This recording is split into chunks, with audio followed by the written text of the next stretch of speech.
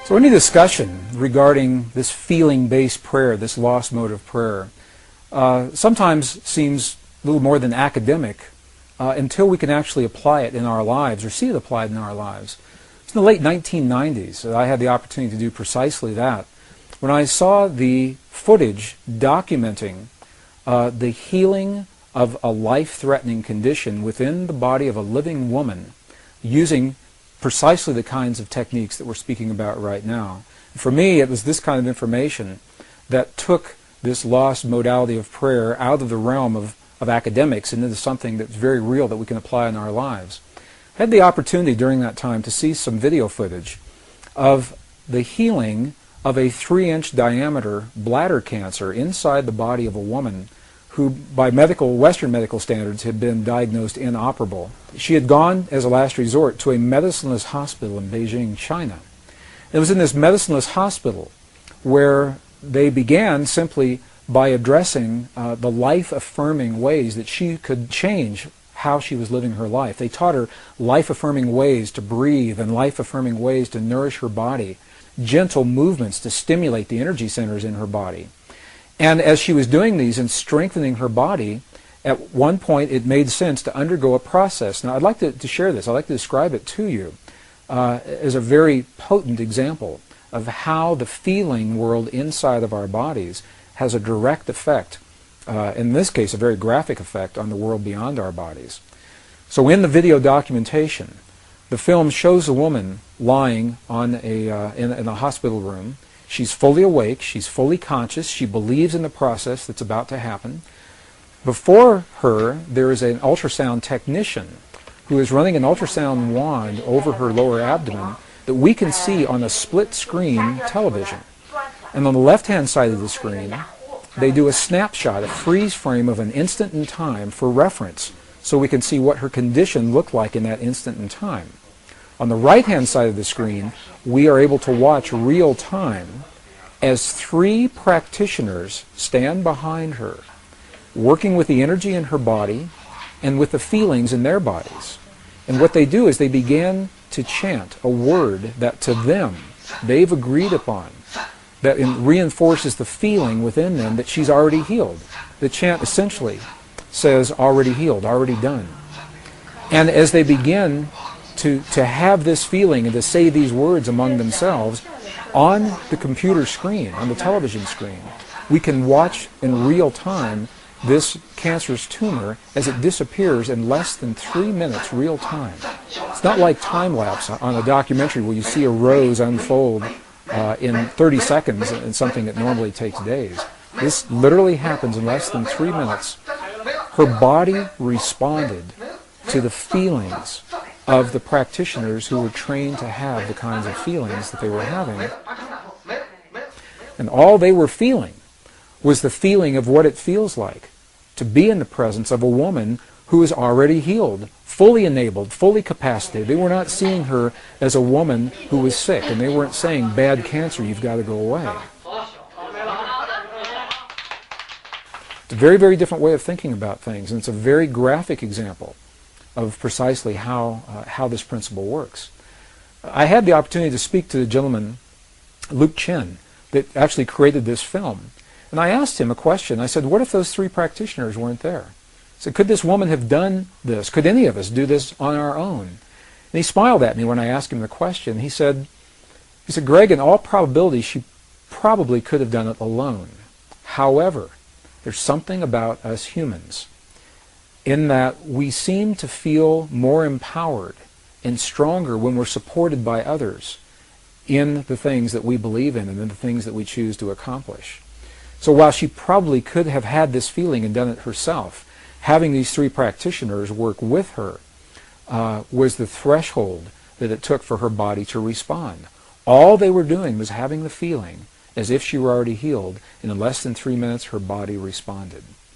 What Western physics now is beginning to tell us is that the same energy, the same field that led to the healing in this woman's body also leads to peace between nations. It's the same thing, different scale, same principle.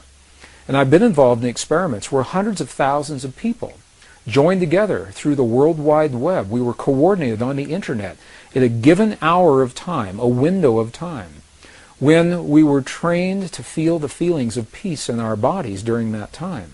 And when we did that, statistically, what happened in events around the world, there were wartime events. There were bombings, aerial bombings in Iraq that were scheduled, that were reversed during the window of time when this prayer was happening. Crimes against people declined. Emergency hospital room visits declined. There was a computer research project at Princeton University that was able to document the field of consciousness on a global level while these prayers were going on, and they saw a little glitch, a glyph on the screen indicating that consciousness was responding to hundreds of thousands of people feeling the feeling of peace in the moment that it was occurring. And what this tells us is that the field we're working with is a measurable field. You can pick it up with equipment. It can be measured on the computer screen. This was part of the research project at Princeton University that was called the Global Consciousness Project. So the field is real. It's out there. And it responds to us in ways now that we're only beginning to understand. Even more recently, the research that's been done by the scientist Masaru Emoto regarding the relationship between human emotion, human feeling, and water drops is showing this relationship even more poignantly.